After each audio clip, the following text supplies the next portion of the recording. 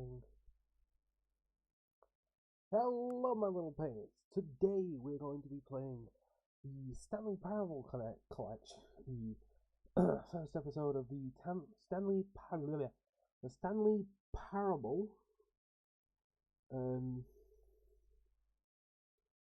collection. No, Stanley Parable Ultra Deluxe Edition. Yeah, the Stanley Parable Ultimate Deluxe Edition. We're going to be doing this, and we're going to use our actual time, which is 10. Let's roll over. Come on. 10. 21. Okay.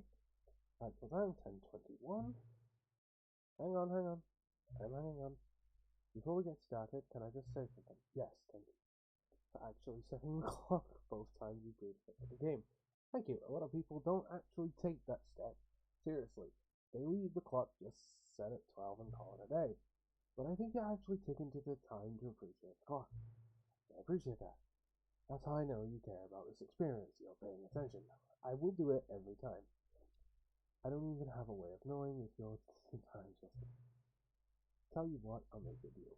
Since you've been so cooperative, next time you boot up the game to the screen, set the clock to your favorite time. Whichever time you want, even if it's not correct, confirm it. Alright, I'll let you get back to the game now. Thank you. Okay, so, today, as you guys know, we are playing the Stanley Parable collection. The Stanley Parable Ultra Deluxe Edition. We're going to go through the beginning of the game. We're going to go through episode 1, which is the first episode, which is the first ending. Then we're going to go through... You know, we'll get as many... This is the story of a man named Stanley. Stanley worked for a company in a big building where he was employee number 427. Employee number 427's job was simple. He sat at his desk in room 427 and he pushed buttons on a keyboard. Orders came to him through a monitor on his desk, telling him what buttons to push, how long to push them, and in what order. This is what employee 427 did every day of every month of every year.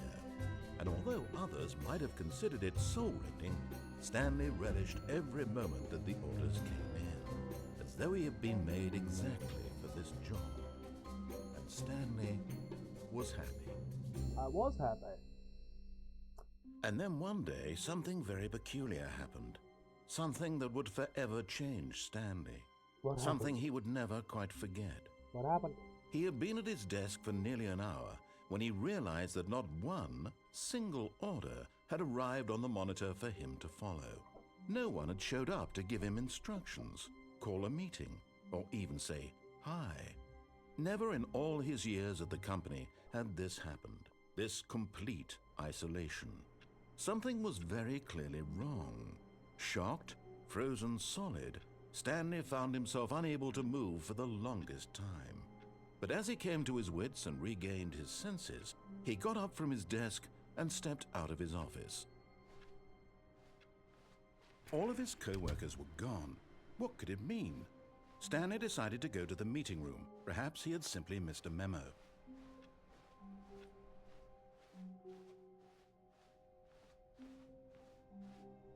When Stanley came to a set of 2 open doors, he entered the door on his left.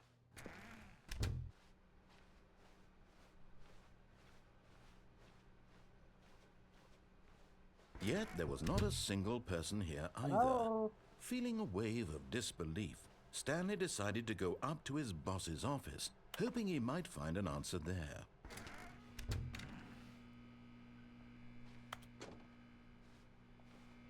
Stanley stepped into the broom closet, but there was nothing here, so he turned around and got back on track.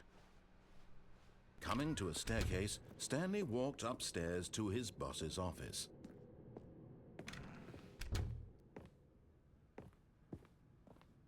Stepping into his manager's office, Stanley was once again stunned to discover not an indication of any human life. Shocked, unraveled, Stanley wondered in disbelief who orchestrated this. What dark secret was being held from him? What he could not have known was that the keypad behind the boss's desk guarded the terrible truth that his boss had been keeping from him. And so the boss had assigned it an extra secret PIN number, 2845. But of course, Stanley couldn't possibly have known this.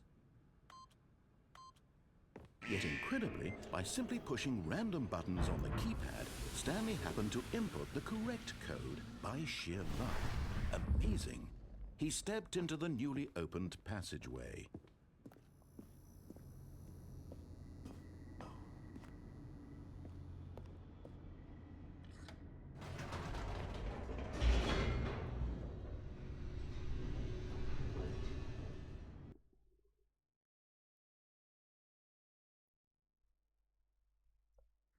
Descending deeper into the building, Stanley realized he felt a bit peculiar.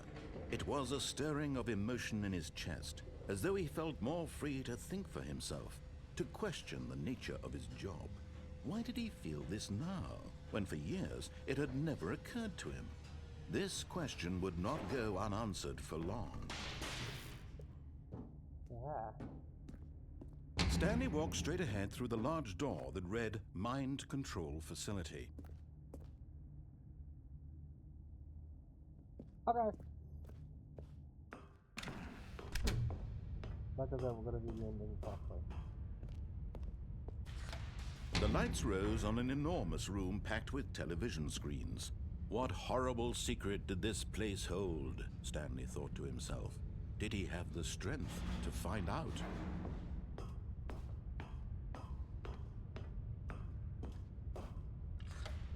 Now the monitors jumped to life, their true nature revealed.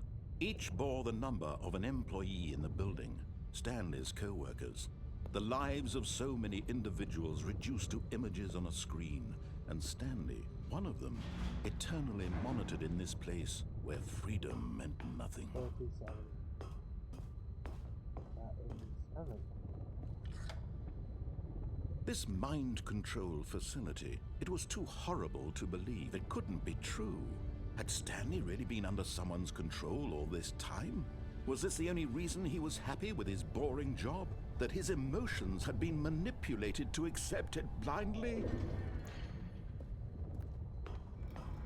No, he refused to believe it. He couldn't accept it. His own life in someone else's control? Never! It was unthinkable, wasn't it? Was it even possible? Had he truly spent his entire life utterly blind to the world? But here was the proof, the heart of the operation. Controls labeled with emotions, happy or sad or content. Walking, eating, working, all of it monitored and commanded from this very place. And as the cold reality of his past began to sink in, Stanley decided that this machinery would never again exert its terrible...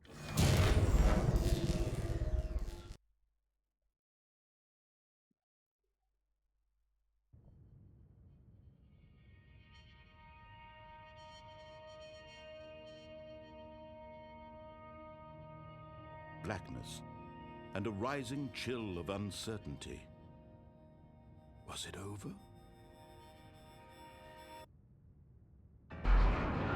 Yes! He had won! You know what, he had defeated the machine, unshackled himself from someone else's command. Freedom was mere moments away. And yet, even as the immense door slowly opened, Stanley reflected on how many puzzles still lay unsolved. Where had his co-workers gone?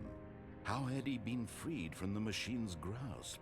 What other mysteries did this strange building hold? But as sunlight streamed into the chamber, he realized none of this mattered to him, for it was not knowledge or even power that he had been seeking, but happiness. Perhaps his goal had not been to understand, but to let go. No longer would anyone tell him where to go, what to do, or how to feel. Whatever life he lives, it will be his. And that was all he needed to know. It was perhaps the only thing worth knowing. Stanley stepped through the open door. Stanley felt the cool breeze upon his skin, the feeling of liberation, the immense possibility of the new path before him. This was exactly the way, right now, that things were meant to happen. And Stanley was happy.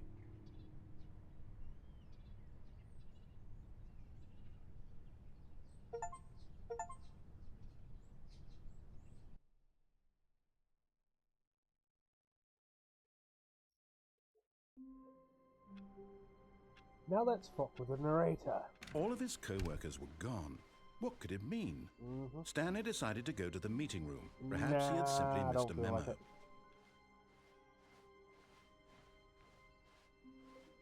When Stanley came to a set of two open doors, this was not the correct way to the meeting room, and Stanley knew it perfectly well. Yep. Perhaps he wanted to stop by the employee lounge first, just to admire it. Yes, truly a room worth admiring. It had really been worth the detour after all, just to spend. But eager to get back to business, Stanley took the first open door on his left. No thanks. Stanley was so bad at following directions, it's incredible he wasn't fired years ago. Look, Stanley, I think perhaps we've gotten off on the wrong foot here. Yep. I'm not your enemy, really, I'm not. I realize that investing your trust in someone else can be difficult, but the fact is that the story has been about nothing but you all this time. There's someone you've been neglecting, Stanley. Someone you've forgotten. What? Really?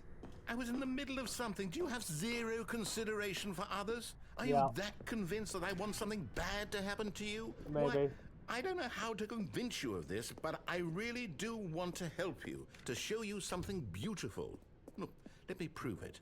Let me prove that I'm on your side. Okay. Give me a chance. Okay. Now listen carefully, this is important. Stanley walked through the red door. Stanley walked through the blue door. Aha, perhaps you misunderstood. Stanley walked through the red door. The blue door. I still don't think we're communicating properly. Stanley, oh thank God you are willing to listen to me. Do you see that I really have wanted you to be happy all this time? The problem is all these choices. The two of us always trying to get somewhere that isn't here. Running and running and running, just the way you're doing right now. Don't you see that it's killing us, Stanley? I wanted to stop. We would both be so much happier if we just stopped. And I think I have a solution. Here, let me show you.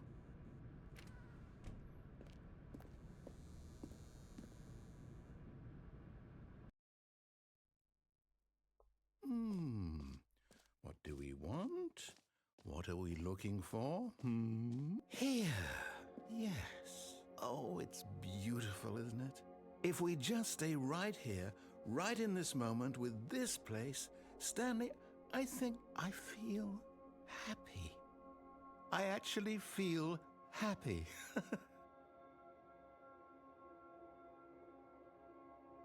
Me too, Ritter. I actually quite like this.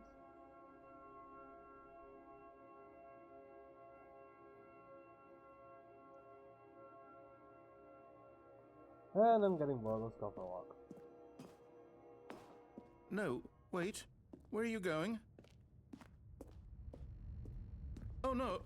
Stay away from those stairs. If you hurt yourself, if you die, the game will reset. We'll lose all of this. Please, no, Stanley, let me stay here. Don't take this from me. Please, Stanley. No! Oh, thank God. No. No, no, what are you doing, Stanley? Please, I'm asking you not to take this away from me. I can't go back to what I was before. If you die, we'll both go back. Why are you doing this? Fun! Stanley, let's go back to the other room. Can you do that? My God, is this really how much you dislike my game? That you'll throw yourself from this platform over and over to be rid of it? You are literally willing to kill yourself to keep me from being happy. Am I reading the situation correctly? maybe you're just getting a kick out of it. Yep. I don't know anymore. I just wanted us to get along. But I guess that was too much to ask. It looks like you wanted to make a choice after all. Well, this one is yours.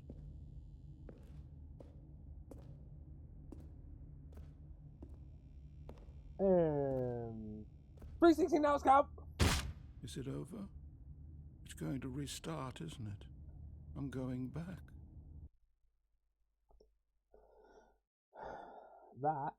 This game is honestly fun. We're gonna keep going and we're gonna try and get a few more endings.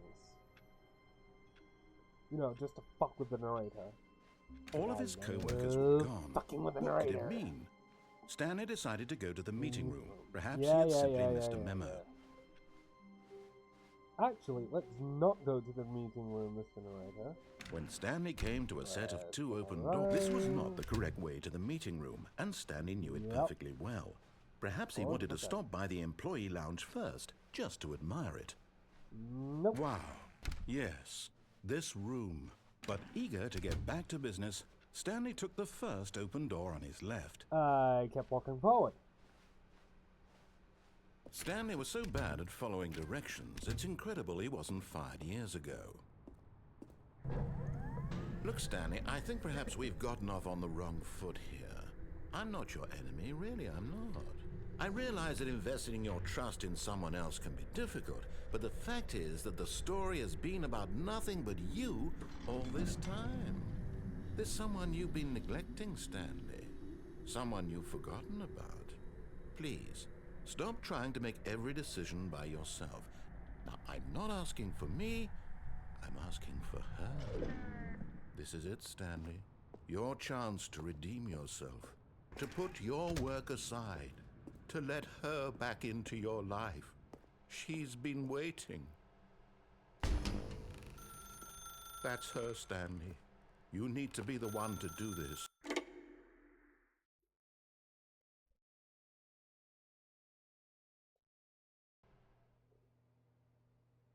427. Oh, you. Oh, Stanley, is that you?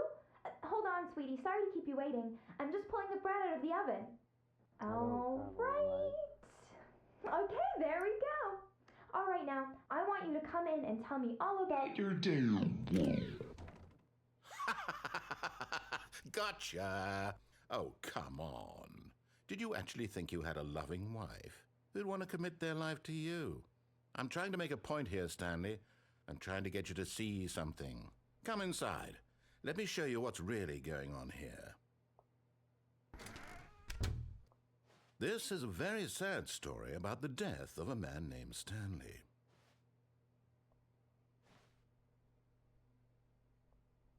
Stanley is quite a boring fellow.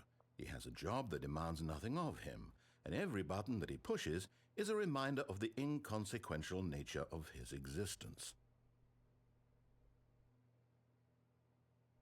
Look at him there, pushing buttons, doing exactly what he's told to do. Now he's pushing a button. Now he's eating lunch. Now he's going home. Now he's coming back to work. One might even feel sorry for him, except that he's chosen this life. But in his mind, he can go on fantastic adventures. From behind his desk, Stanley dreamed of wild expeditions into the unknown, fantastic discoveries of new lands. It was wonderful, and each day that he returned to work was a reminder that none of it would ever happen to him. And so he began to fantasize about his own job.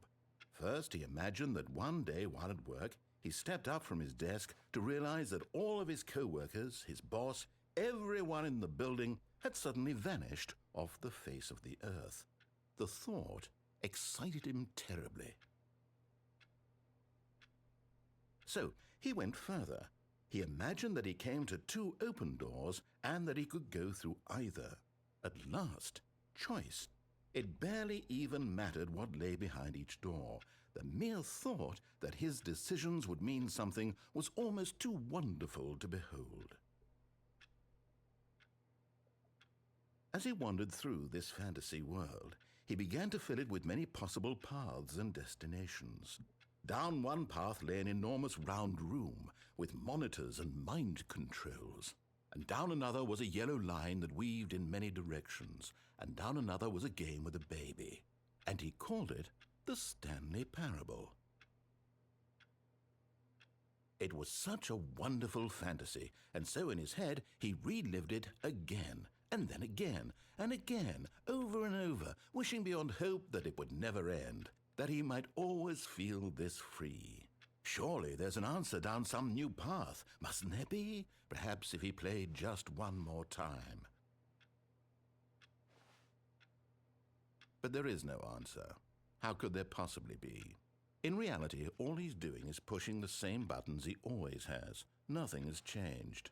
The longer he spends here, the more invested he gets, the more he forgets which life is the real one.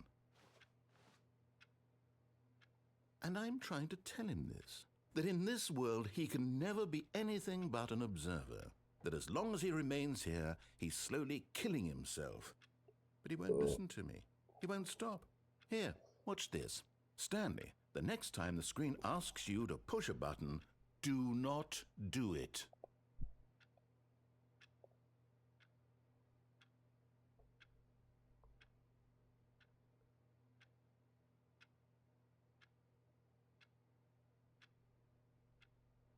Hello? I'm not pushing the button.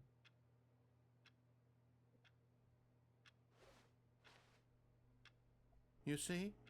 Can he just not hear me? How can I tell him in a way that he'll understand that every second he remains here, he's electing to kill himself? How can I get him to see what I see? How can I make him look at himself? I suppose I can't, not in the way I want him to. But I don't make the rules. I simply play to my intended purpose, the same as Stanley. We're not so different, I suppose. I'll try once more to convey all this to him. I'm compelled to. I must. Perhaps, well, maybe this time he'll see. Maybe this time.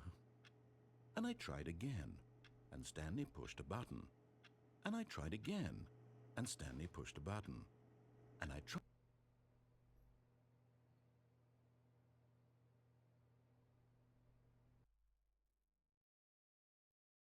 Wow. Alright. All of his co-workers were gone. What could it mean? Stanley decided to go to the meeting room. Perhaps he had simply missed a memo. Then we're gonna go down the corridor. When Stanley came to a set of 2 open doors, he entered the door on his left.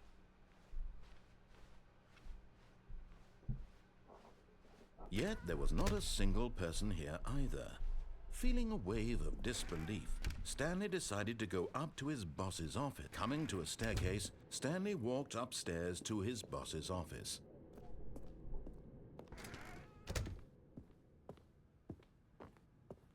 Stepping into his manager's office, Stanley was once again stunned to discover not an indication of any human life. What could it mean? Stanley wondered aloud to nobody.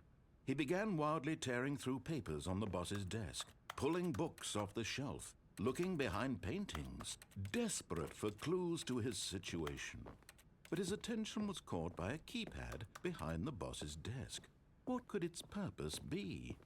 In fact, this keypad guarded the terrible secret that lay buried below his feet.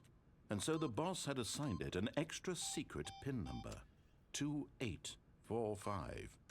But of course, Stanley couldn't yet incredibly, by simply pushing random buttons on the keypad, Stanley happened to input the correct code by sheer luck. Amazing. He stepped into the newly opened passageway.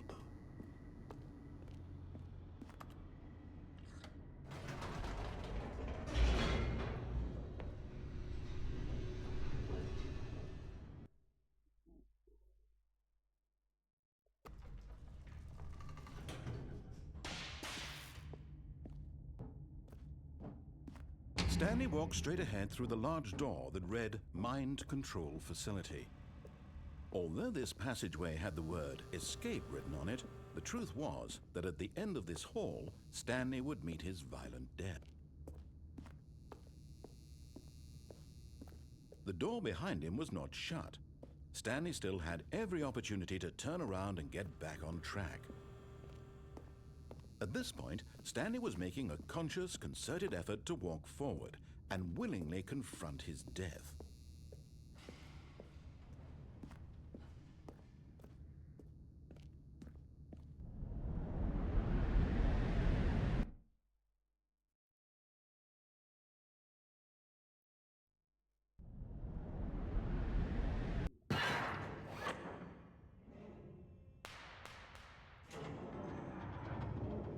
As the machine whirred into motion and Stanley was inched closer and closer to his demise, he reflected that his life had been of no consequence whatsoever. Stanley can't see the bigger picture. He doesn't know the real story, trapped forever in his narrow vision of what this world is. Perhaps his death was of no great loss, like plucking the eyeballs from a blind man. And so he resigned and willingly accepted this violent end to his brief and shallow life. Farewell, Stanley.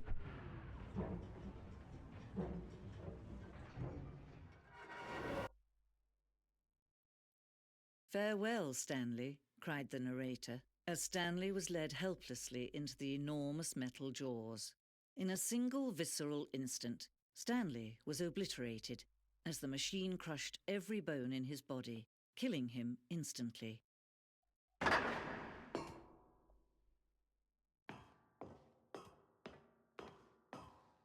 And yet it would be just a few minutes before Stanley would restart the game, back in his office, as alive as ever. What exactly did the narrator think he was going to accomplish? When every path you can walk has been created for you long in advance, death becomes meaningless, making life the same. Do you see now? Do you see that Stanley was already dead from the moment he hit start?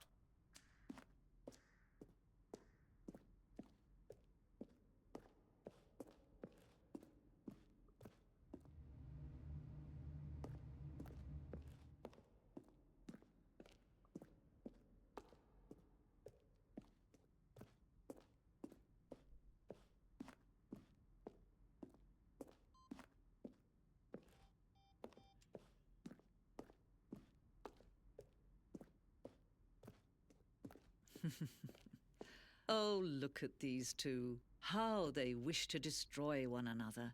How they wish to control one another. How they both wish to be free. Can you see? Hey, bitch. Can you see how much they need What's one up? another? Not No, much, just doing a lot. perhaps not. Just doing a recording. Sometimes these things cannot be seen. A recording of fucking what? This But Stanley listen to me. Parable. You can still save these two. You can stop the program before they both fail. Are you Push doing a escape and press full quit. playthrough of There's that no game? other way to beat this game. As long as you move forward, you'll be walking someone else's path. Stop now and it'll be your only true choice. Whatever you do, choose it. Don't let time choose for you. Don't let Ow. That hurt. Are you like doing a full playthrough of that game? Yeah, I'm doing a playthrough. It just depends on how long I want to do it for. Hey Ben, guess what? What? I got All literally of his 3 more co-workers were days gone. until I get to What did it annoy mean? you for 3 months Stanley decided straight. to go to the meeting room. wow. Perhaps he had simply missed a memo.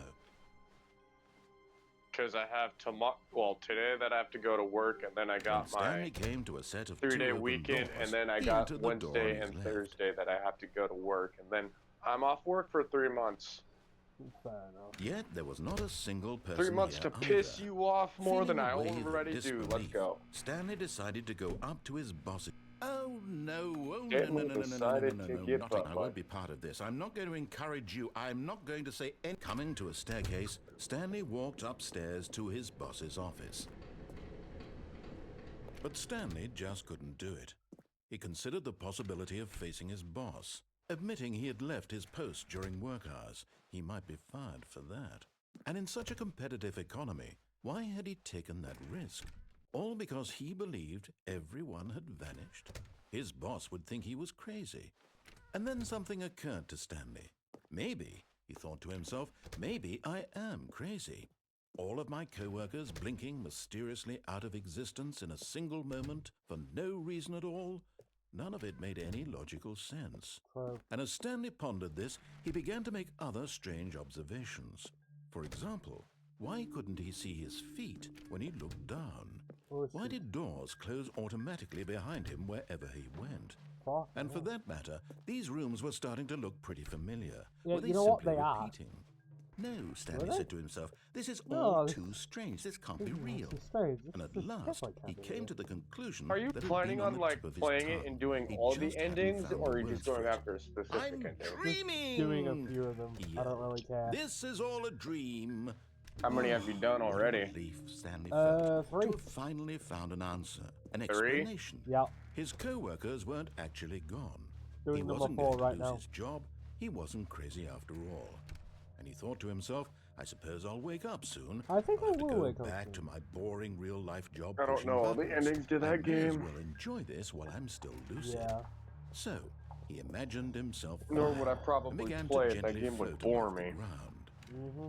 Then he imagined himself soaring through space on a magical star field, and it too The appeared. constant, It was constant so dialogue much would annoy fun, me. and Stanley marveled that he had still not woken up. How was he remaining so lucid? And then perhaps the strangest question of them all entered Stanley's head. One he was amazed he hadn't asked himself sooner. Why is there a voice in my head dictating everything that I'm doing and thinking? Now the voice was describing itself being considered by Stanley, who found it particularly strange. I'm dreaming about a voice describing me, thinking about how it's describing my thoughts, he thought. And while he thought it all very odd and wondered if this voice spoke to all people in their dreams, the truth was that, of course, this was not a dream. How could it be? Was Stanley simply deceiving himself, believing that if he's asleep, he doesn't have to take responsibility for himself? Stanley is as awake right now as he's ever been in his life. Now, hearing the voice speak these words was quite a shock to Stanley. After all, he knew for certain, beyond a doubt, that this was in fact a dream. Did the voice not see him float and make the magical stars just a moment ago? How else would the voice explain all that? This voice was a part of himself too. Surely, if he could just... He would prove it. He would prove that he was in control, that this was a dream. So he closed his eyes gently, and he invited himself to wake up.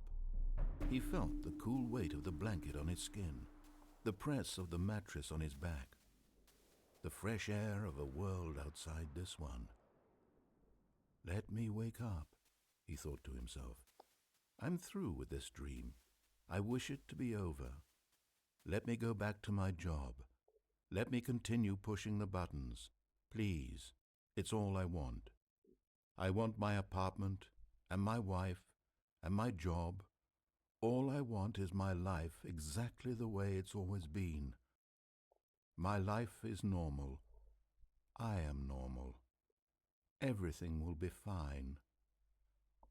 I am okay.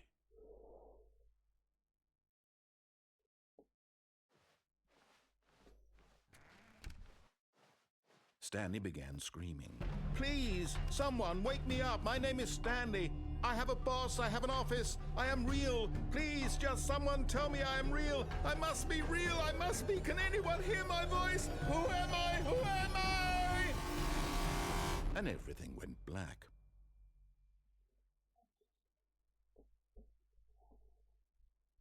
This is the story of a woman named Mariella. Mariella woke up on a day like any other. She arose, got dressed, gathered her belongings, and walked to her place of work. But on this particular day, her walk was interrupted by the body of a man who had stumbled through town talking and screaming to himself, and then collapsed dead on the sidewalk. And although she would soon turn to go call for an ambulance, for just a few brief moments she considered the strange man.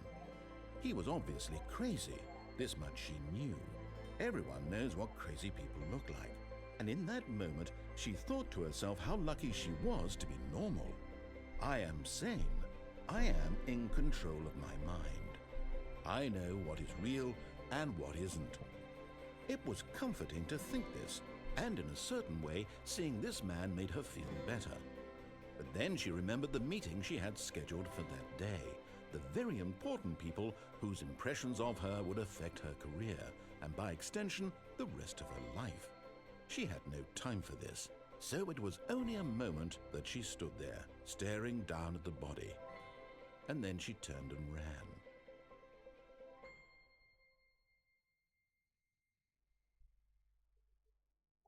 The end is never the end, is never the end. Alright, now let's piss off the All of his co-workers were gone. What could it mean? Stanley decided to go to the meeting room. Perhaps he had simply missed a memo. Oh, still you zombie new fuckers! content. What does that mean? New content. New content.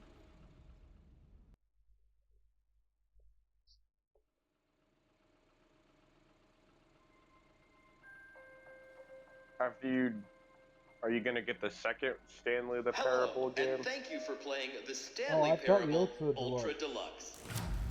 As you may know, the Stanley Parable was a video game released in 2013 on home computers. After receiving critical and commercial success, it was expanded upon in 2022 with the Stanley Parable Ultra Deluxe, a reimagining of the game for consoles and home computers. The Stanley Parable Ultra Deluxe features exciting new content that broadens and expands the world of the Stanley Parable, delighting audiences the world over. Please, step inside and see what thrilling new adventures await in the Stanley Parable Ultra Deluxe. Oh, well, this sounds delightful. I'm very excited to see the thrilling new Ultra Deluxe content. Okay, so far it's an elevator. Nothing special yet, but I'm sure it's just the beginning of a mesmerizing adventure.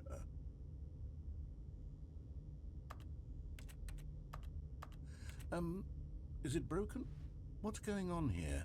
Should we be moving somewhere or... Oh, there we go. All right, finally, at long last, it's on to the new content. I've never been more ready. Let's do it.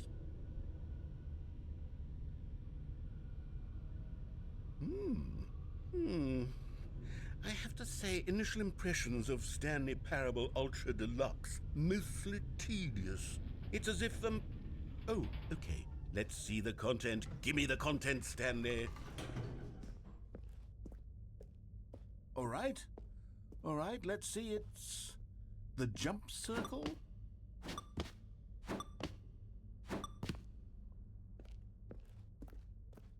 Is that it? Surely that's not all the new content. There has to be something else, right? Goodness. Another elevator. Stanley, I have to say, initial impressions of this game are not positive. It's just elevators and jumping. Is this what passes for exciting new content? If this is new content, then I could just read you the whole dictionary. There's 20 hours of new content right there. Hell, I could count to 30 trillion. You could put that on the box. The Stanley Parable Ultra Deluxe, now with over 1,000 hours of new content. And oh, wait. There's more. Very good. Yes. I knew there had to be something else. Let's see it. I'm ready for whatever it is. That's it? Oh, you've got to be kidding me. You see, Stanley?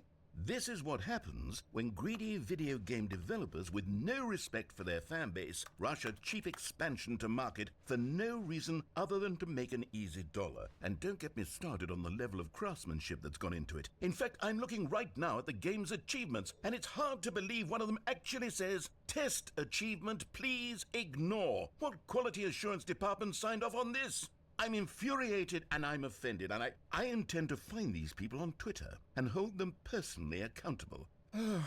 It's my fault, Stanley. I built up too much anticipation around the new content, I'm afraid. It could never have lived up to such expectations. If you're still with me, why don't we just reset the game and we'll try to get back to what the Stanley Parable is really about. No frills, no gimmicks. Just you and me having a great time together like always. What do you say, friend?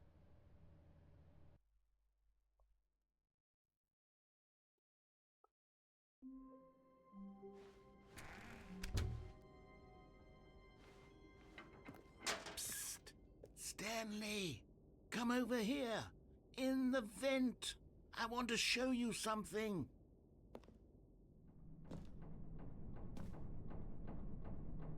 Coffee night.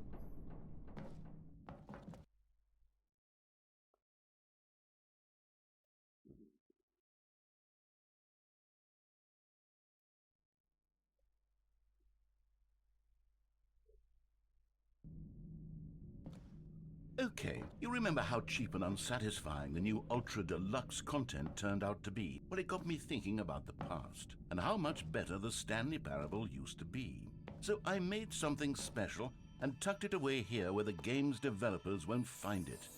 Just our little secret. Take a look.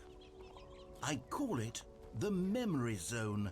It's where I've been storing all my favorite memories so I can relive the peak experiences of my life whenever I want. Experiences like the launch of the Stanley Parable on PC.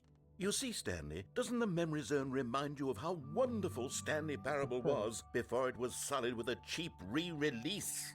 Remember back in October of 2013 when the game originally launched? Back then, video games had integrity. Back then, it all meant something. Oh, the waste.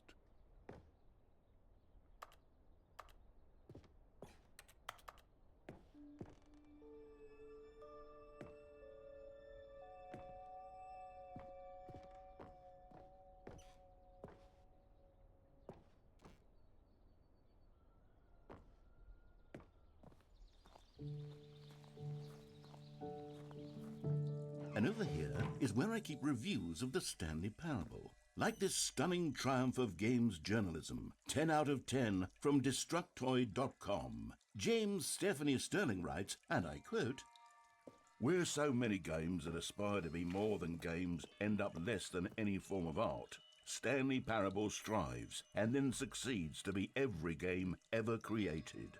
Did you hear that, Stanley? Every game ever created. That's how grand and all-encompassing the original Stanley Parable was. It was literally every game ever created. It was Skyrim, it was Persona 3, it was all of them, and now it's nothing. It's no games at all. It isn't even the Stanley Parable anymore. It's just a husk now. A lifeless husk with an hour of new elevator content.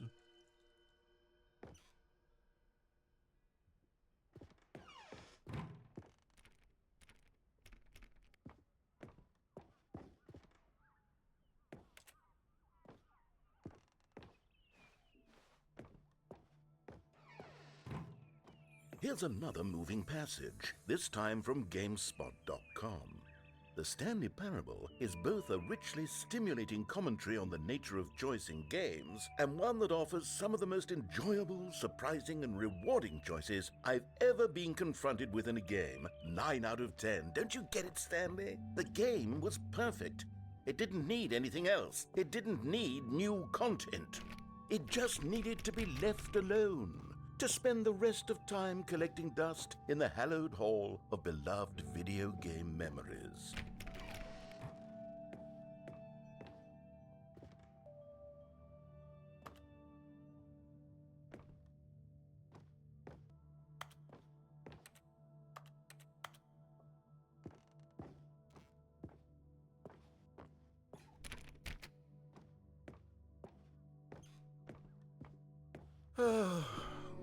These were simpler times, Stanley. What I wouldn't give to go back, to have it all over again. Wait, hang on. I don't recall this part of the memory zone before. What's this? What's down here? Oh no. Oh God, no. Stanley, it's a collection of reviews from Steam, the online video game distributor. I haven't looked at these in years. I can't even imagine what's been collecting down here. Surely these reviews were glowing as well, weren't they? Honestly, I could not be bothered to play this game to full completion. The narrator is obnoxious and unfunny, with his humor and dialogue proving to be more irritating than entertaining. Unfunny? I'm not trying to be funny. I'm trying to make a serious work of art. I suppose I could write up a handful of gags to insert into the Stanley Parable, but the game is already such a densely layered web of profound philosophical insights that I can't even imagine where I'd have the room to stick them.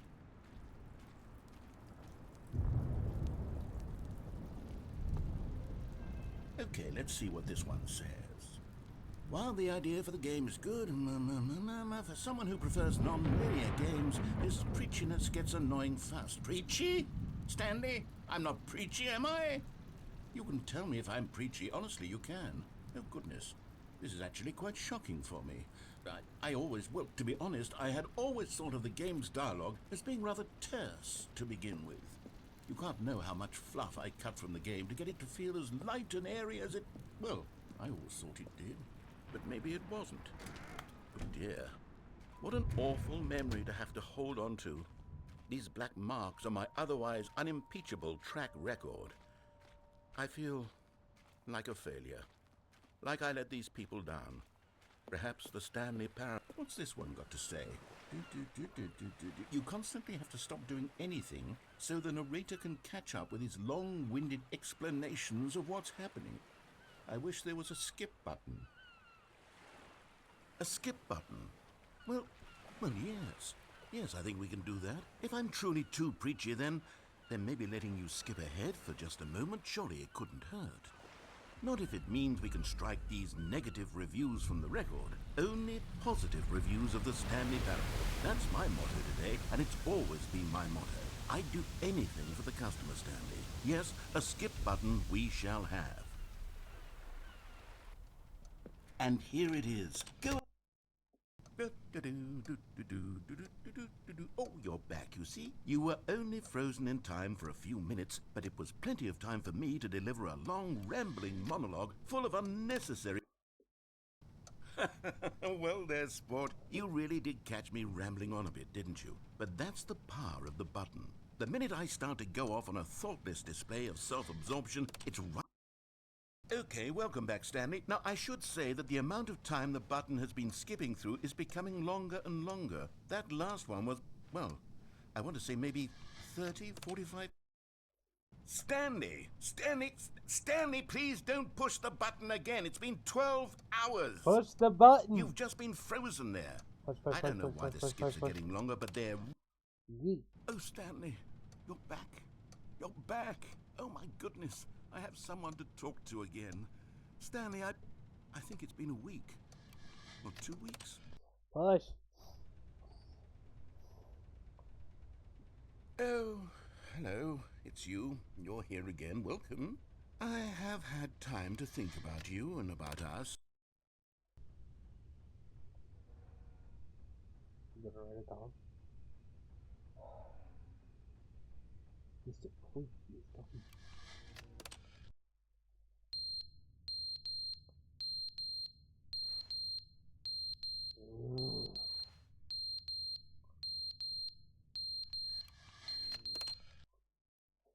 But they didn't understand the game was never meant to be funny. It was meant to have a point. It was meant to speak to the human condition. But where are the jokes? Where are the jokes? They bemoaned, they screamed, they gnashed their...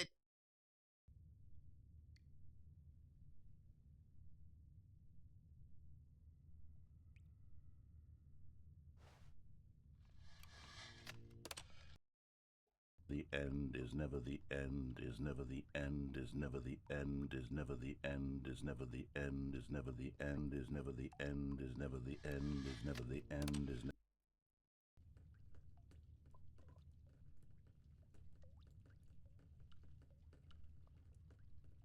Me and the narrator are having fun. He's gone insane, and I'm just...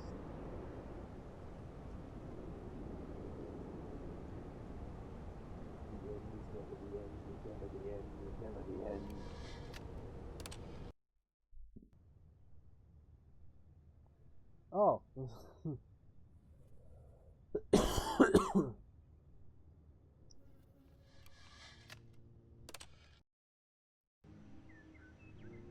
Oh, it's green in here now. That's nice.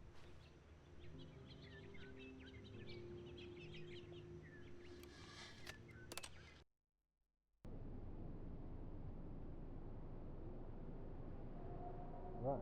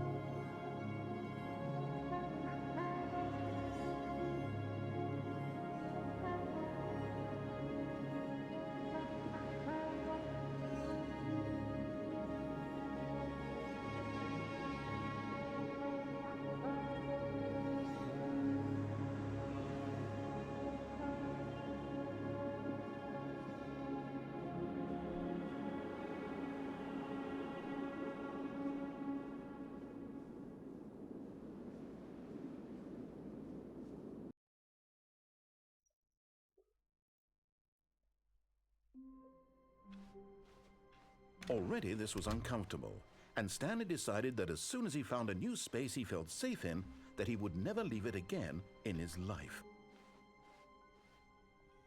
Oh, good. You noticed my sign. Yes, I have something very exciting to show you.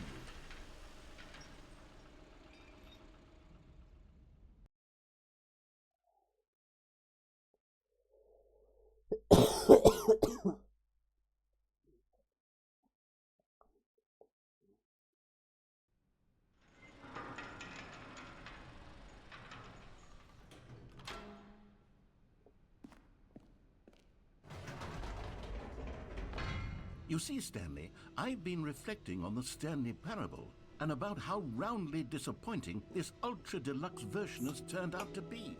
The original Stanley Parable was a landmark, and any new content for it should live up to that legacy. So forget this ultra deluxe nonsense. I say we take it one step even further. Which is why I'm very proud to announce for the first time ever, the Stanley Parable 2.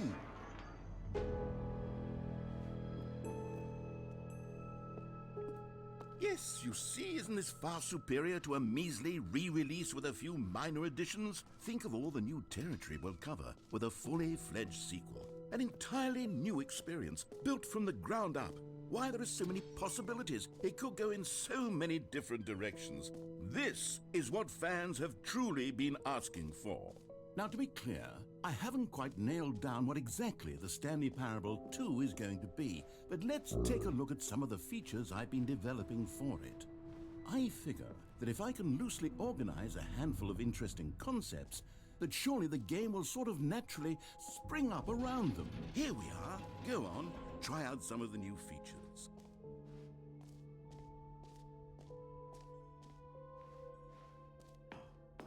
An epilogue would be fun, wouldn't it, Stanley? Yes, it will go at the end of the, well, we'll figure that out later. For the Stanley Parable 2, I asked myself, what do players really want? And of course, the first and most obvious answer is that they want to be individually recognized and... Sorry, I should have clarified. Right now, the button only says the name Jim.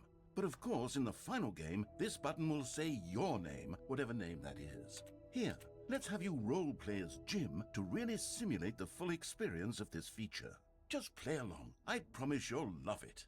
Okay, here we go. Let's take a deep breath, clear your mind, forget whoever you are and simply become a person named Jim. I'm a twat. I I drive a want you to BMW and imagine I'm a yourself twat. living as Jim, Got it. sleeping and waking as Jim, Driving a falling in love BMW. and being heartbroken as Yeah, Jim, yeah, seizing yeah. all... Jim! Whoa, hold on. I wasn't finished setting up the backstory. If you don't properly roleplay as Jim, then you'll never understand the impact of this button. Otherwise, it's just a stupid button that says somebody else's name.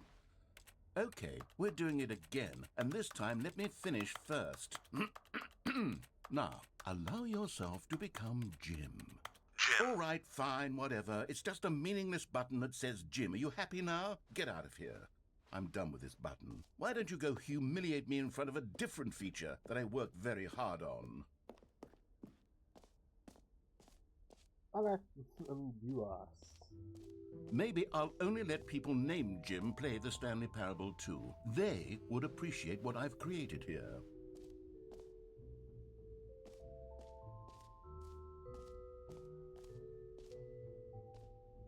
You know what, Stanley? I actually think the jump circle was a pretty good idea. I'd like to hang on to that for the sequel.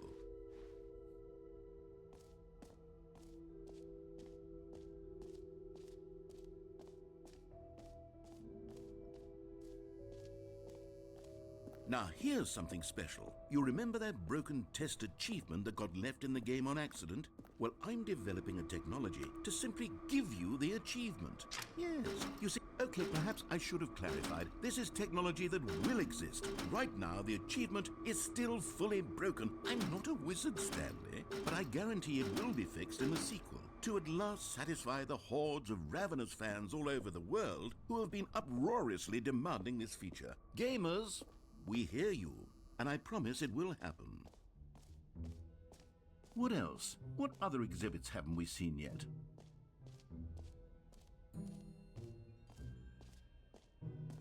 Okay, I'll be honest, I haven't yet decided on this one.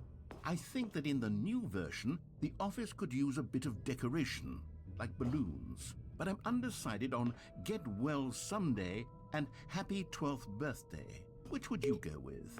You know, sometimes when you solicit another person's opinion, it makes you realize that you knew which one you actually really wanted all along.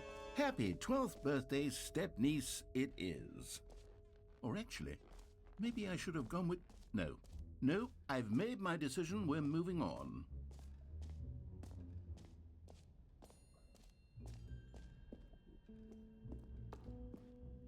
A common complaint of the Stanley Parable was that it was confusing and paradoxical, that it engendered a chaotic sense of reckless despair in those who played it.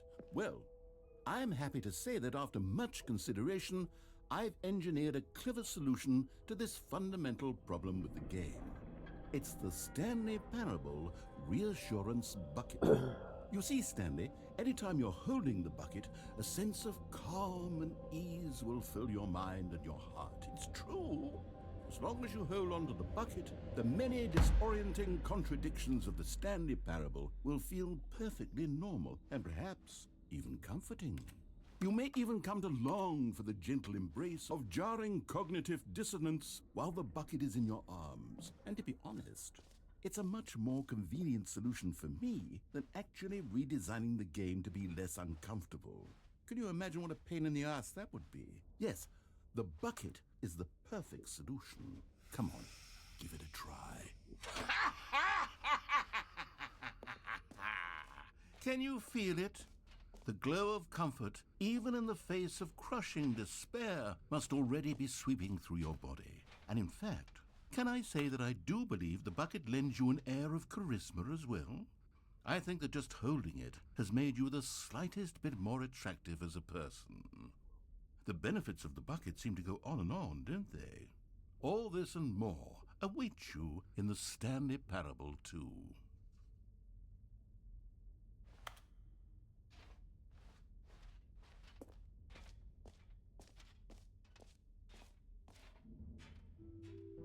Does anyone give out awards for most enjoyable bucket in a video game? That really should be an award if it isn't already.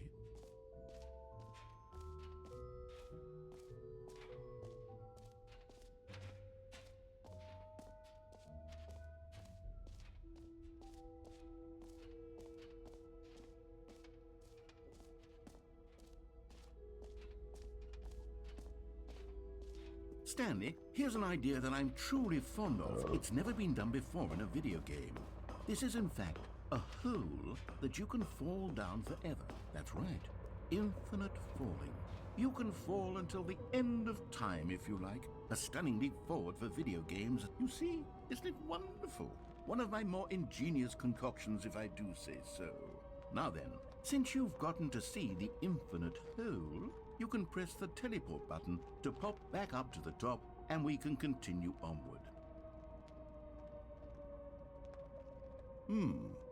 Now, I don't mean to be a bummer, but I do recommend you use the teleport button to go back to the top. Maybe do it on the sooner rather than later spectrum of things.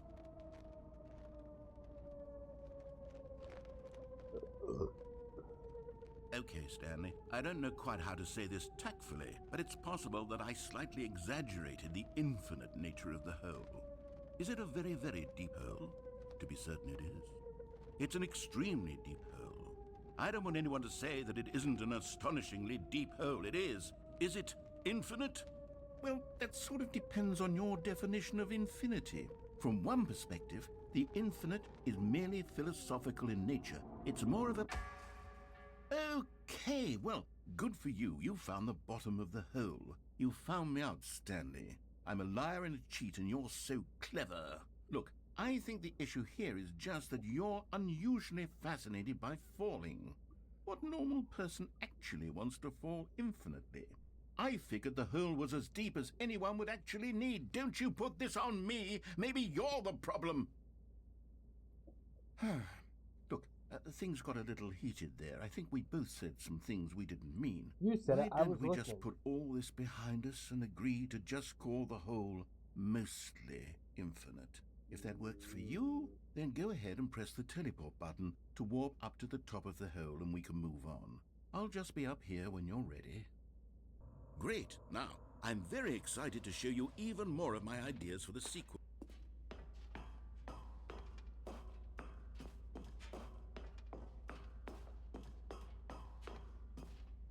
Like it.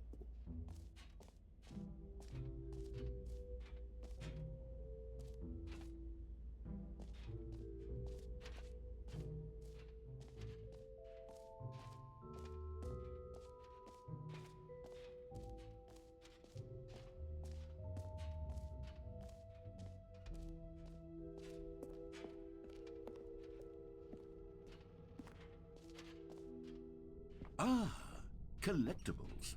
Now it's a real video game. In the Stanley Parable 2, you'll run around gathering up these miniature Stanley figurines. And what's truly innovative is that there will be no reward for collecting all of them. I don't want to stifle the intrinsic joy of watching a number go up. You simply collect all of them, and then you move the hell on with your unremarkable life.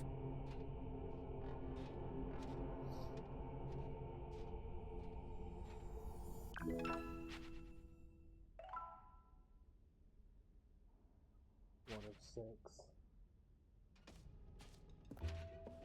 God, it really is the worst when you collect everything in a video game and then they give you a big fancy reward for it. Absolutely true. Calling it the Stanley Parable 2 is just so much catchier than Ultra Deluxe, don't you think? Ultra Deluxe? What does it even mean? But all right, have you seen everything you wanted to? Ready to move on now?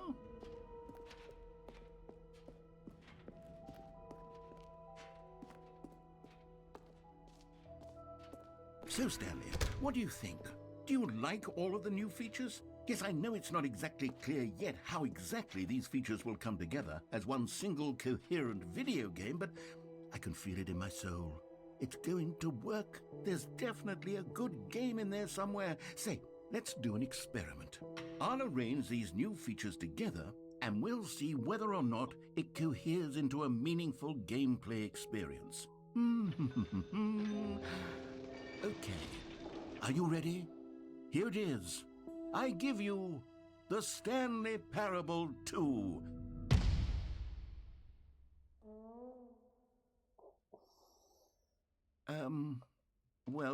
I mean, there's potential here, right? It's sort of... Okay, never mind. Hold on, let me do a different arrangement. Okay, yes, this is much better. I feel good about this. Here we go. Version 2. Who am I kidding, Stanley? This isn't a coherent video game at all. It's a lot of gags. And I do very much enjoy creating gags, but they don't add up to anything. I wanted more than anything to create a sequel that would capture all the magic of the first game. I wanted fans to love it. No matter how good these gags are, they won't stand on their own. They would need the structure and the gameplay of the original. Wait, maybe that's it. I can take the original Stanley Parable and simply, well, insert a few of my new features into it. Tastefully, of course. With respect. With care for the vision and integrity of the original game. Would it possibly work? I suppose it could. But it would need a really, really tremendous title screen. A title screen that says with bold and uncompromising conviction, "This is the Stanley Parable 2. Let me see if I can whip something up. All right, perfect. Go ahead. Take a look.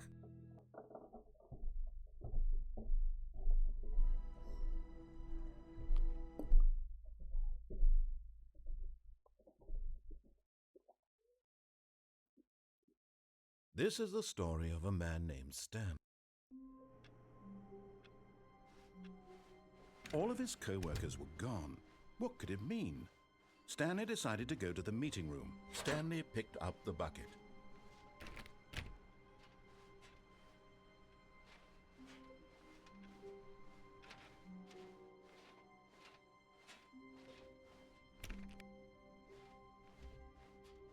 Stanley clutched the bucket tightly to his chest. This was not the correct way to the meeting room, but Stanley had felt the bucket calling to him, telling him that the employee lounge was simply the place to be. And here it was. Had the bucket turned out to be correct? No, never mind. The bucket was wrong. Stanley took the door on his left to go back to the meeting room. And so the two of them detoured through the maintenance section and walked straight ahead to the opposite door.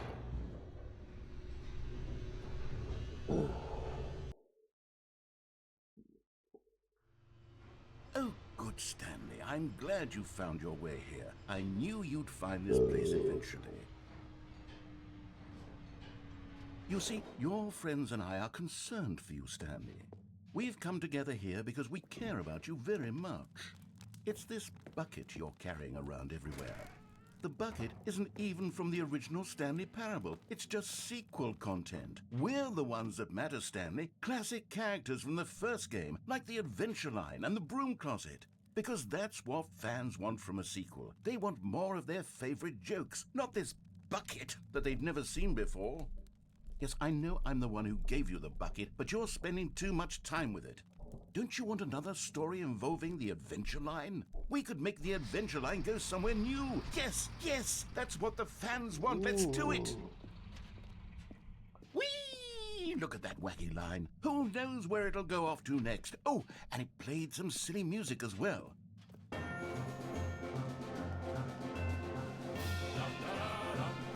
Now this is what the Stanley Parable is all about. Don't you remember all those great jokes from the original dialogue? Also, Stanley is addicted to drugs and hookers. Yes, it's as classic now as it was back then. Let's do it for the fans, Stanley. Let's give them more content exactly like this. But if we want to do that, you're going to have to give something up. Don't you get it, Stanley? We need to get rid of the bucket. That's why I'm very proud to introduce a brand new character. This is the Bucket Destroyer. I think it'll make a wonderful new addition to the rich lore of the Stanley Parable. True, it also was not in the original game, but it's such a well-fleshed-out character with so much personality that to me it already feels as though it's been part of the cast all along. Don't you agree? Can you guess what the Bucket Destroyer does? Surely you don't need me to spell it out for you. Go ahead now, Stanley. Say goodbye to the bucket, and then pop it into the machine when you're ready.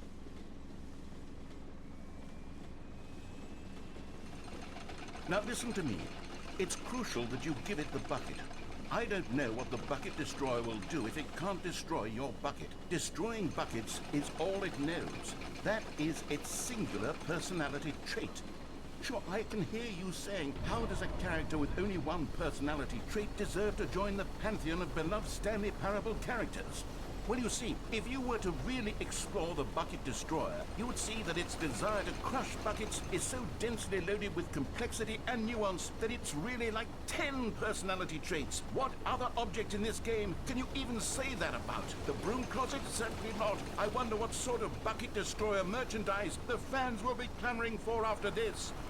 Okay, the Bucket Destroyer is getting very upset now. You'll have to hurry and feed it. We can't get back to the classic Stanley Parable characters like the Adventure Line or the Bucket Destroyer until you crush that damn bucket.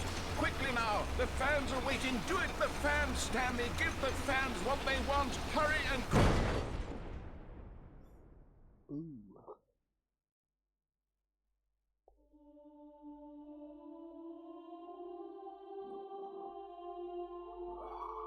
The Bucket Destroyer. My prized creation. You had so much potential. We were going to do such marvelous things with you, tell such spellbinding stories about you. All of it squandered now. Goodbye, new friend. For the moment in time that you were here, you were magnificent. Let me guess, the Adventure Line is back. Oh, here we go. Stanley, the Adventure Line. It's gone all over the fucking place.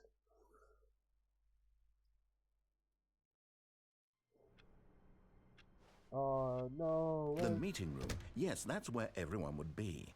Stanley just needed to get to the meeting room, and Stanley lifted the bucket into his arms, and a wave of comfort rushed over him.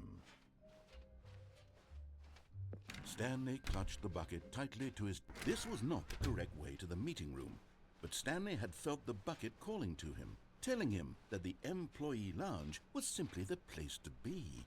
And here it was. Had the bucket turned out to be correct? No, never mind. The bucket was wrong.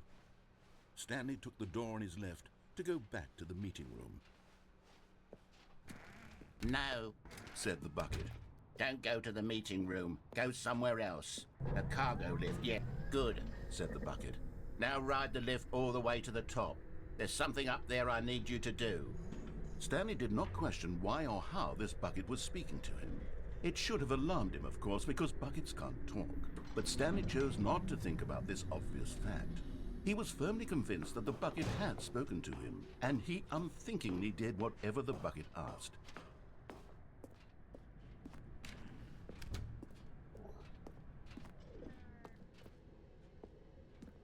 No, stop. Look there on the wall. You see, there's a sign right there. It says, "No buckets past this point." Stanley, how could you think it was okay to bring the bucket here? Unless, what if the problem is that you actually don't know what is a bucket and what isn't a bucket? I suppose that would explain a lot about your behavior up to this point. Which, if that's true, well, my goodness, I think we have to do something about it. This misunderstanding could have dire consequences on the entire rest of the game if not addressed quickly and properly. So much of the impact of the story is dependent on your understanding of what is and isn't a bucket. Please, step in here for a moment.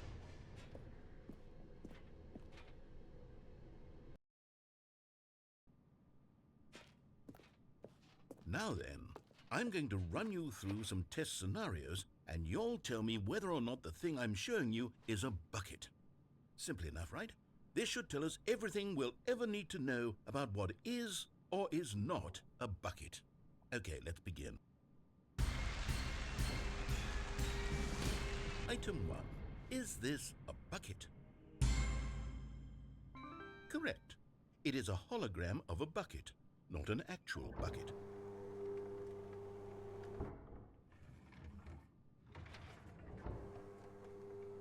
Item 2. Is this a bucket? Correct. It is a 3D printed recreation of a bucket, not an actual bucket.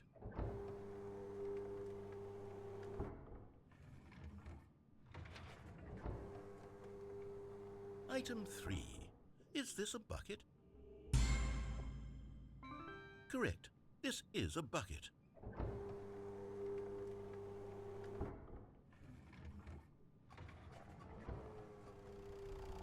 Item 4. Is this a bucket? What? Are you hallucinating? This is a tractor. It's an enormous machine that tills the earth. I thought this was a gimmick. How on earth did you manage to screw it up? Absolutely incredible. Let's just move on to the next one.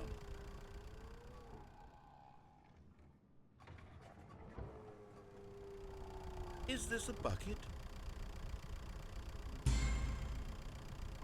Correct. This is a bucket.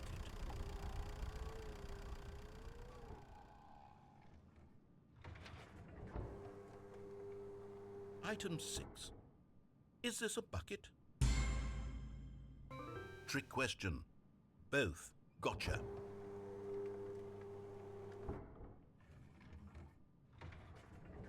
Item... Wait, hold on. I can't find the next one. Let me see. It should be around here somewhere.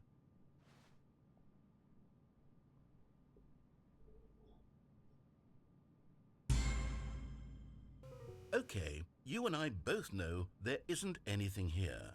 And I don't appreciate the implication that nothing is a bucket when we both clearly know that a bucket is something, and therefore nothing could possibly be something. Unless, in your twisted mind, have you somehow convinced yourself that a bucket is nothing? Answer me straight, Stanley. Do you believe that nothing is a bucket?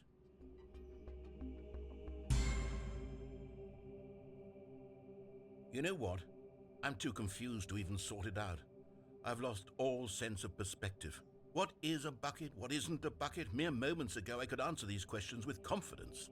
And yet now I'm somewhat adrift. Do any of us know what a bucket is? Am I a bucket? Stanley, I can't keep doing this. I'm losing myself, and myself was all I ever had to begin with.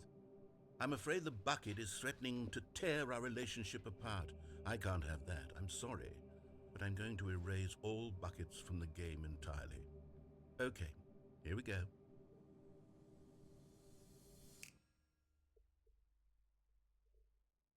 What happened? Is everything gone? Why did everything disappear? Wait, was everything a bucket?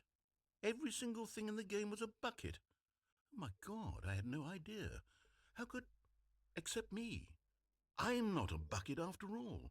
And you, Stanley, you're still here. You're not a bucket either. Oh, this is wonderful news. We're not buckets. Yes, I actually feel much more at ease right now. It's delightful to get some clarity on that issue, but it doesn't change the fact that we haven't got a game. So, tell you what, I'll reset everything and we'll put back all of the buckets, okay? And we'll know that it's all a bucket. But if you run into anyone else, maybe don't mention that. Who knows what that information might do to a person? All right, here we go.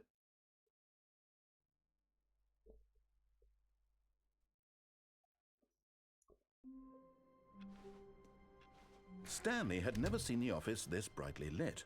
Was it a sign of something? He hoped it was. The confusion and the chaos all seemed to melt away as Stanley embraced the bucket.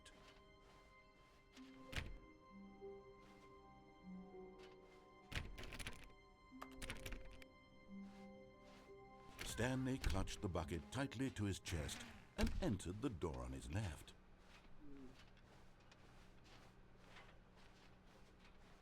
Still no one was here. Stanley needed the bucket's warmth and comfort now more than ever. Perhaps his boss's office was where he'd find... Oh, Stanley, can you feel it? The broom closet. It wants the bucket. You can feel that, can't you? The aura of jealousy? It's as clear as day. This broom closet believes it deserves the... Coming to a staircase, Stanley and the bucket walked upstairs to the boss's office. You found one of them. One of the miniature Stanley figurines. Remember, no reward for collecting all of these, only the intrinsic pleasure of a job well done. You can't buy that sort of happiness, Stanley. God knows I've tried. So, I implore you to savor each and every moment you come across one of these beautiful figurines.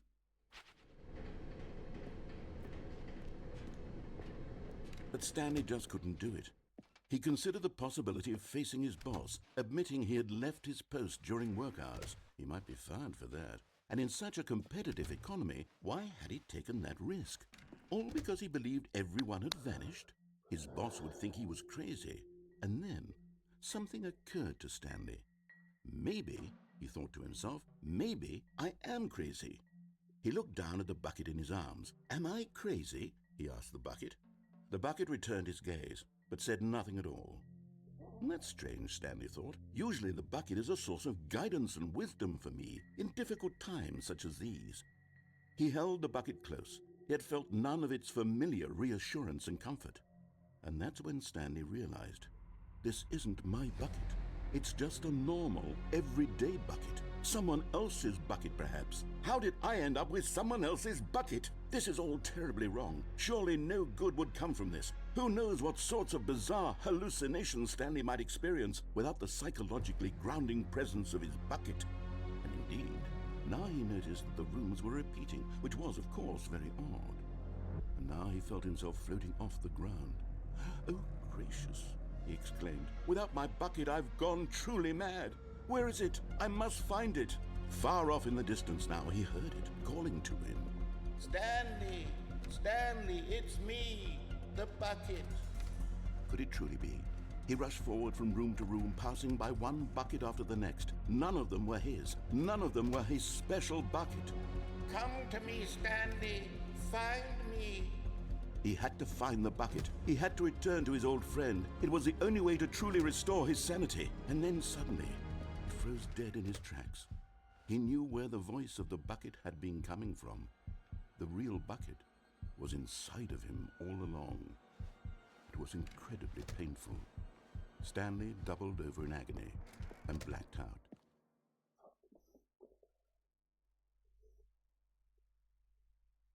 This is the story of a woman named Mariella. Please tell me the book. Mariella woke up on a day like any other. She arose, got dressed, picked up her bucket of comfort and security, and walked to her place of work.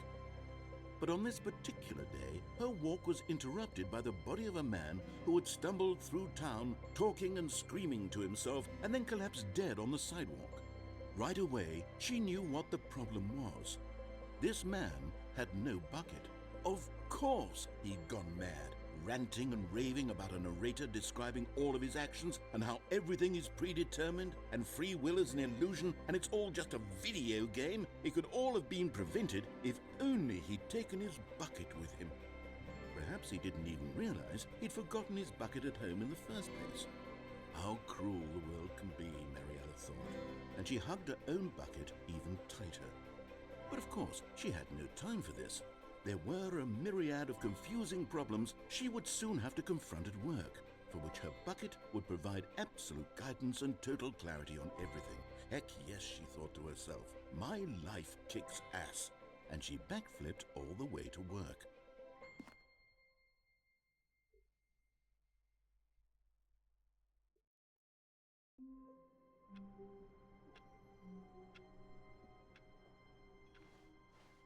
All of his co-workers were gone. What could it mean? Stanley decided to go to the meeting room. Perhaps he had simply missed a memo.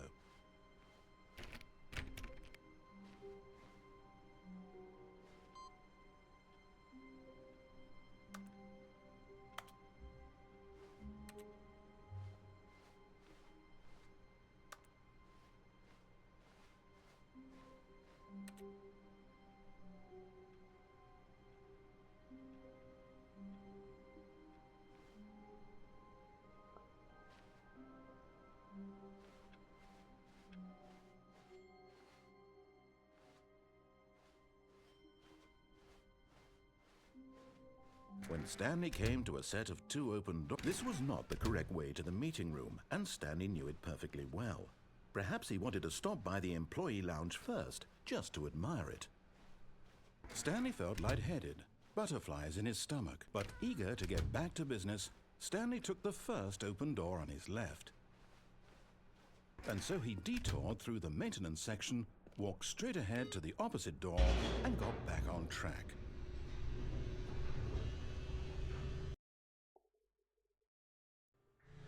But Stanley didn't want to go back to the office. He wanted to wander about and get even further off track. So now in order to get back, he needed to go,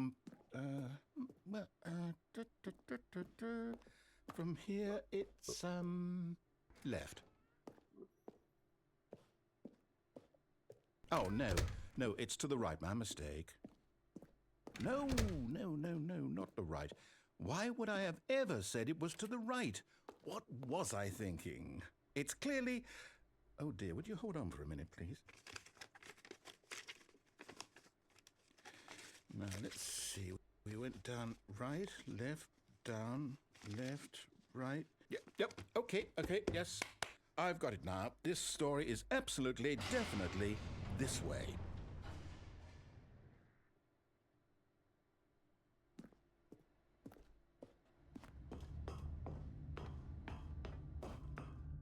No. This isn't right at all. You're not supposed to be here yet. This is all a spoiler. Quick, Stanley, close your eyes. Okay. We just have to get back to, oh, who am I kidding? It's all rubbish now. The whole story completely unusable. How about, rather than waste my time trying to salvage this nonsense, we'll just restart the game from the beginning. And this time, suppose we don't wander so far off track, Okay, from the top.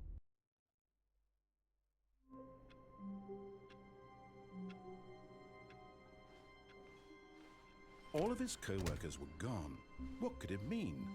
Stanley decided to go to the meeting room. Perhaps he had simply missed a memo.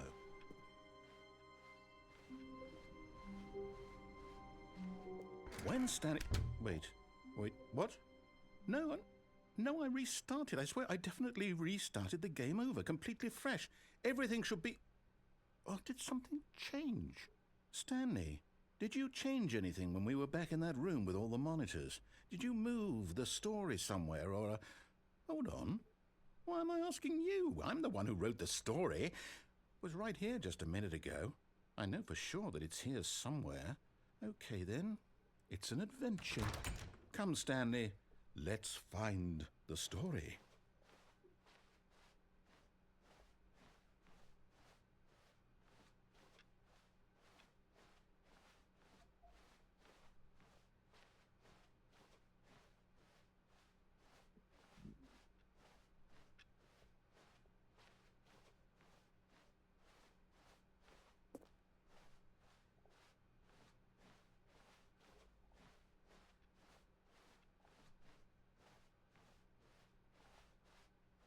I'll say it.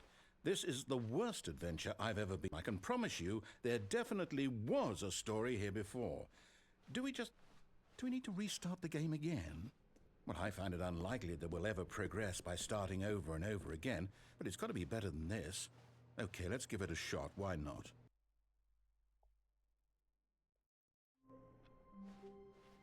All of his co-workers were gone. What could it mean? Stanley decided to go to the meeting room. Perhaps he had simply missed a memo.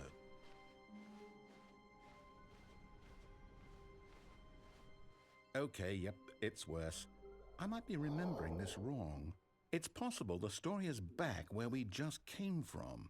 Why don't we go back the other direction and see if we missed anything?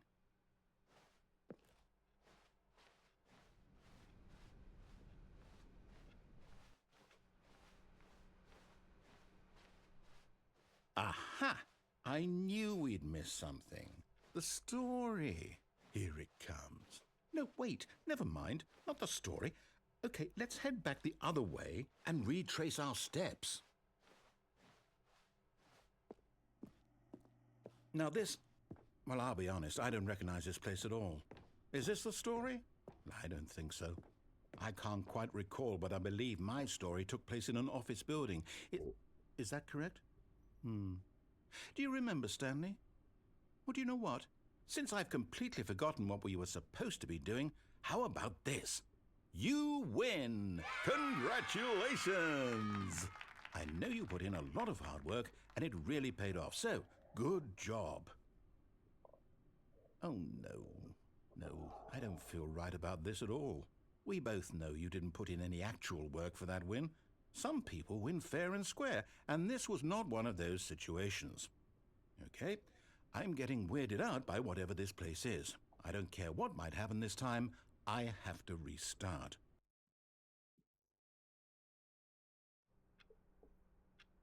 All right, I've got a solution. This time, to make sure we don't get lost, I've employed the help of the Stanley Parable Adventure Line. Just follow the line. How simple is that?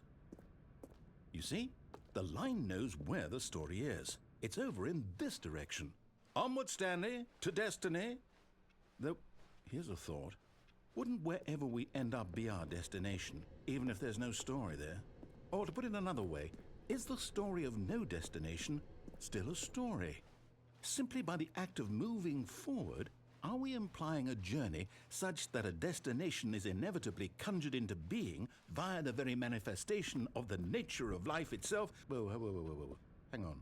That got a bit weird back there. Well, I'd like to apologize. Not sure where I was going with all that. You know what? I think what we need right now is a bit of music to lighten the mood.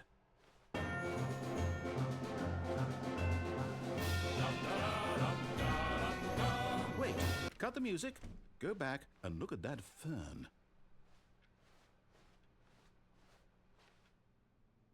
Stanley, this fern will be very important later in the story.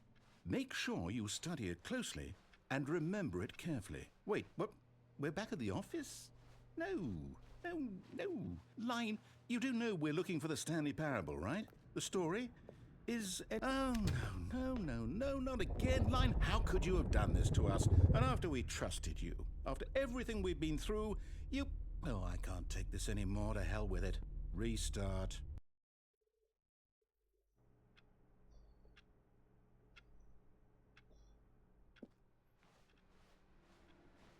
You know what, Stanley?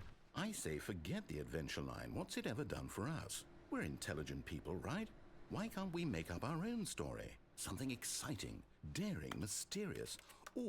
This all sounds perfectly doable. Why don't we simply start wandering in, well, I don't know. How about this direction?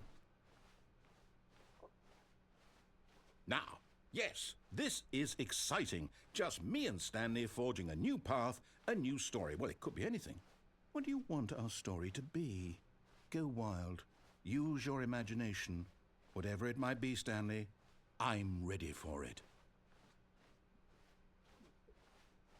Oh, no, not you again. Stanley, I'd also like to veto the line from having any role in our awesome new story. No lines or monitor rooms. Just don't acknowledge it, and we should be fine.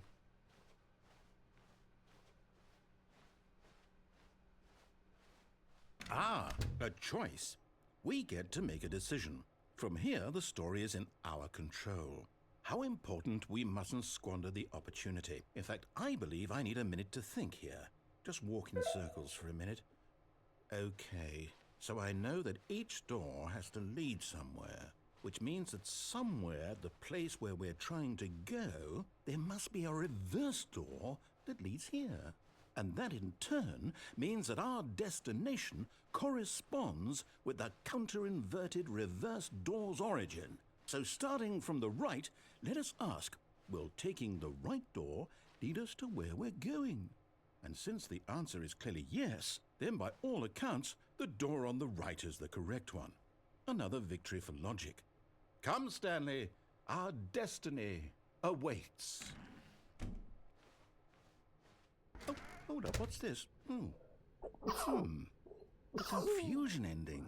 You're telling me that's what this is? It's all one giant ending? And we're supposed to restart the game, what, eight times? That's really how all this goes? It's all determined?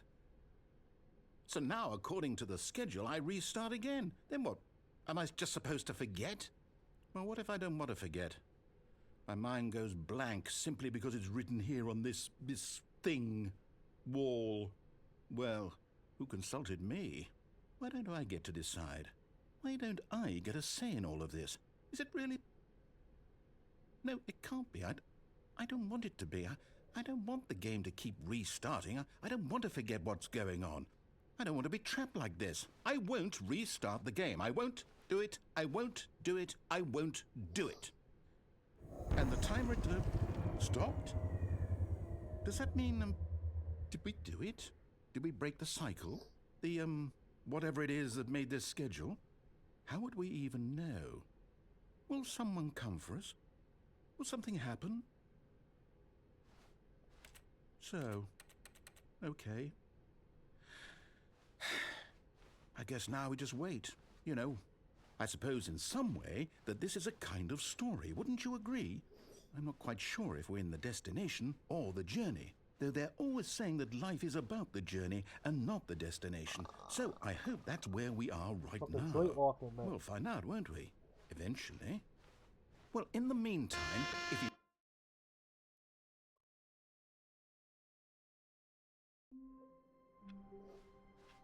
All of his co-workers were gone.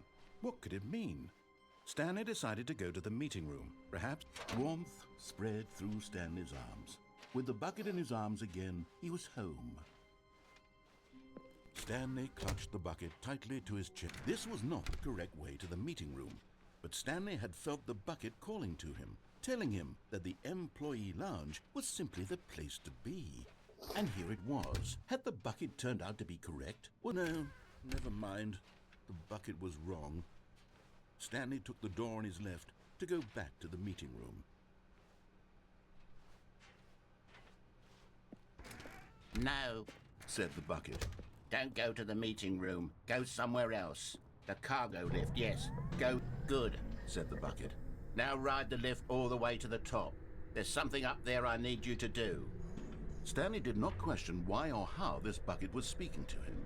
It should have alarmed him, of course, because buckets can't talk. But Stanley chose not to think about this obvious fact. He was firmly convinced that the bucket had spoken to him, and he unthinkingly did whatever the bucket asked.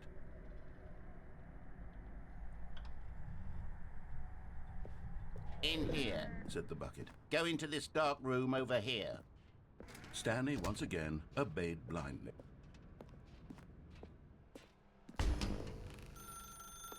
Now pick up the phone.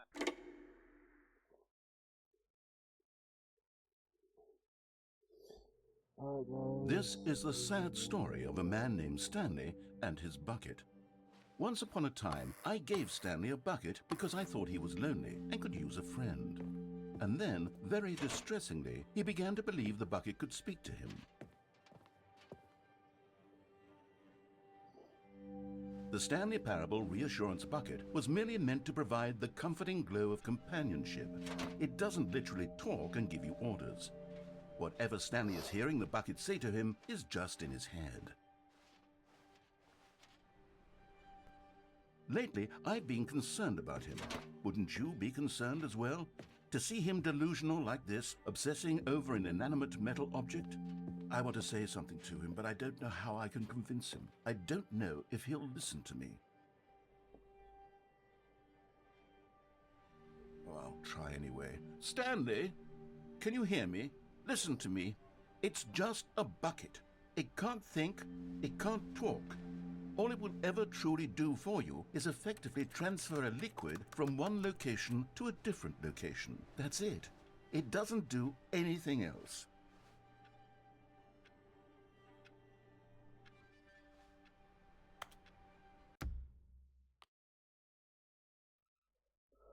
Alright, that's gonna do it for this. For the Stanley Parable. I hope you all like and subscribe, because I am not doing that again for a long while.